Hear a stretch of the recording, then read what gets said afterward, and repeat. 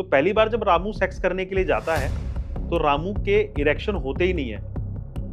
वो बड़ा ही घबरा जाता है। जवान पुरुषों में 90 से 95% ये देखा गया है कि ना तो लिंग में कोई समस्या है, ना जो नसें आ रही हैं उनमें कोई समस्या है, ना जो खून की नस है ना उसमें समस्या है। तो समस्या है कहाँ पर? जिनके कभी-कभी इरेक्शंस नॉर्मल सेक्स करते हुए चले जाते हैं, उनको भी यही चीज़ लगती है कि मेरे इरेक्शन चले गए, मैं परफॉर्म नहीं कर पाया, इसकी वजह से मुझे समस्या आ गई और मैं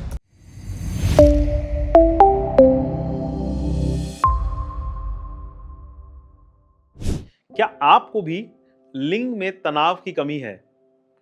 आपको भी लोग बोल रहे हैं यार इरेक्टाइल डिस्फंक्शन हो गया है, तेरे लिंग में अब कुछ नहीं होगा और आप बड़ा परेशान हैं। आपकी उम्र भी कोई 20 से लेके 45 साल के बीच की है।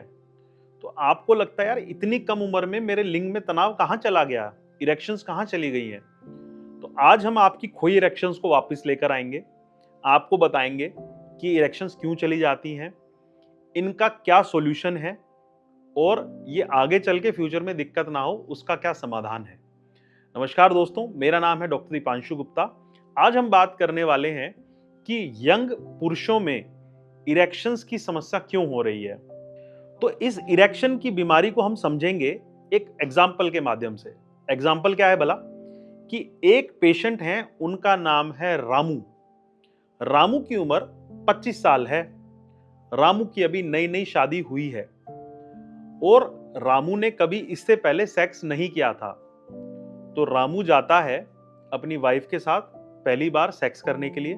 थोड़ा सा इनएक्सपीरियंस था रामू, उसको पता नहीं था कि सेक्स कैसे करते हैं। उसने बस वीडियोस वगैरह देखी थी जिससे उसको कॉन्फिडेंस आ गया था कि जी मैं सेक्स कर पाऊंगा। थोड़ा सा घबराया भी हुआ है वो। तो पहली बार जब रामू सेक्स करने के लिए जाता है तो रामू के इरेक्शन होते ही नहीं है। वो बड़ा ही घबरा जाता है और उसको लगता है शायद कोई कारण रहा होगा जिसकी वजह से इरेक्शन नहीं हुए। तो उसकी वाइफ भी, क्योंकि नई नई शादी है, तो उसकी वाइफ भी कहती है कोई बात नहीं रामू, अगर इरेक्शन नहीं हुए तो कोई बात नहीं, अगली बार दोबारा ट्राई करते हैं।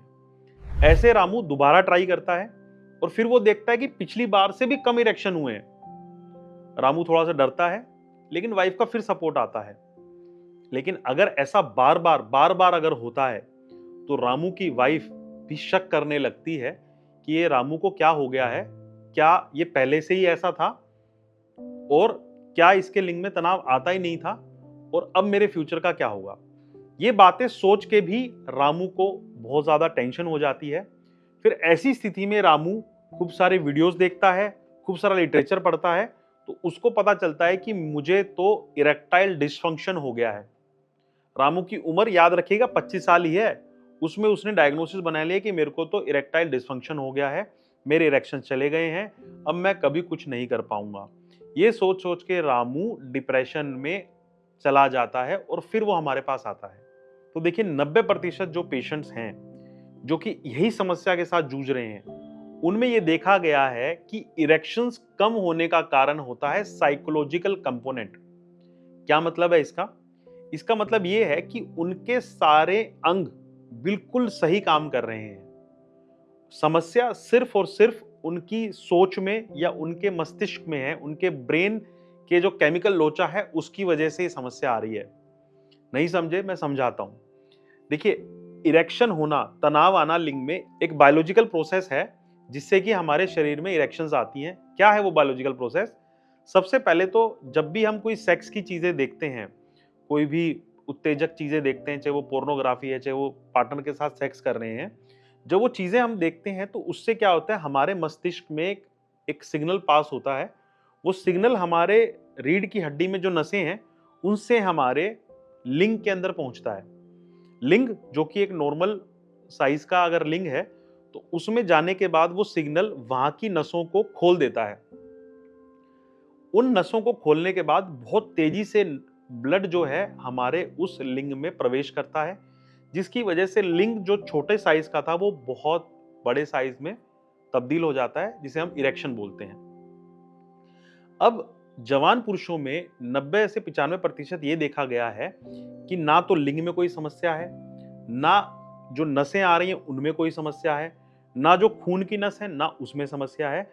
तो समस्या है कहां पर? समस्या है हमारे सोचने में, हमारी साइकोलॉजी में। एक्चुअली जो रामू को समस्या है वो है क्योंकि उसने कभी सेक्स नहीं किया है, सेक्स के बारे में वो जानता नहीं है। इतनी अवेयरनेस हमारे देश में अभी भी सेक्सुअल एजुकेशन को लेके नहीं है। रामू जो पहली बार सेक्स करने के लिए गया हुआ है, वो इतना ज़्यादा घबराया हुआ है कि उस घबराहट के चक्कर में जो इरेक्शंस के लिए सिग्नल निकलने थे, वो निकल ही नहीं पाए। वो इतना ज़्यादा टेंस है कि वो इरेक्शंस के अंदर जो सिग्नल्स निकलने चाहिए थे हमारे ब्रेन से, वो निकल ही नहीं पाए। वो किसी और चीज़ के बारे में सोच रहा था। वो सोच रहा था कि मैं परफॉर्मेंस दे पाऊँगा कि नहीं दे पाऊँगा। इसके चक्कर में उसके इरेक्शंस लूज़ हो गए। और मोस्टली जो पेशेंट्स जिनके कभी-कभी इरेक्शंस नॉर्मल सेक्स करते हुए चले जाते हैं, उनको भी यही चीज़ लगती है कि मेरे इरेक्शंस चले गए, मैं परफॉर्म नहीं कर पाया। इसकी वजह से मुझे ये समस्या आ गई और मैं इसके बाद भी वो परफॉर्मेंस में उनको दिक्कत आती है, क्योंकि वो जब भी परफॉर्म करने जाते हैं तो उनको लगता है कि मैं कोई जंग लड़ने के लिए जा रहा हूँ। अगर इस जंग में मेरी इरेक्शन आ गई तब तो मैं जंग जीत गया, और अगर इरेक्शन नहीं आए तो मैं जंग हार गया। तो ये एक साइकिल चलती रहती है। एक बार इरेक्शन नहीं है तो अगली बार उससे कम आएंगे, उससे अगली बार उससे कम आएंगे। इस साइकिल के तहत पेशेंट्स इरेक्टल डिस्फंक्शन के शिकार हो जाते हैं, दिमागी तौर से साइकोलॉजिकल इरेक्टाइल डिस्फंक्शन के। इसका सिंपल सा ट्रीटमेंट ये है कि आप अपने नज़दीकी डॉक्टर से मिलें, अपने एंड्रोलॉजिस्ट से मिलें, उन्हें अपनी सारी बात बताएं, अपनी सारी ट्रीटमेंट, सारी कोई दवाइयाँ अगर आप ले रहे हैं वो सब दिखाएं। उसके बाद यूजुअली पेशेंट्स को हम एक दवाई लिखते हैं, उस दवाई को लेने से उनके इरेक्शंस अच्छे हो जाते हैं। जैसे ही इरेक्शंस अच्छे हो जाते हैं तो ये साइकिल टूटनी शुरू हो जाती है। वो दवाई से इरेक्शन शुरू हो गए, अगली बार उन्होंने परफॉर्म किया, उससे उनका खोया कॉन्फिडेंस वापस आ जाता है और धीरे धीरे करके वो दवाई को भी बंद कर दिया जाता है। तो साइकोलॉजिकल इरेक्टाइल डिस्फंक्शन का यही ट्रीटमेंट है। लेकिन आप अपने नज़दीकी डॉक्टर से मिलें, इस सलाह को एज सच ना माने, क्योंकि हर पेशेंट में अलग अलग ट्रीटमेंट पॉसिबल होते हैं, अलग अलग बीमारियां होती हैं। ऐसी और मेल सेक्सुअल हेल्थ की वीडियोस के लिए मेरे यूट्यूब चैनल को सब्सक्राइब करें।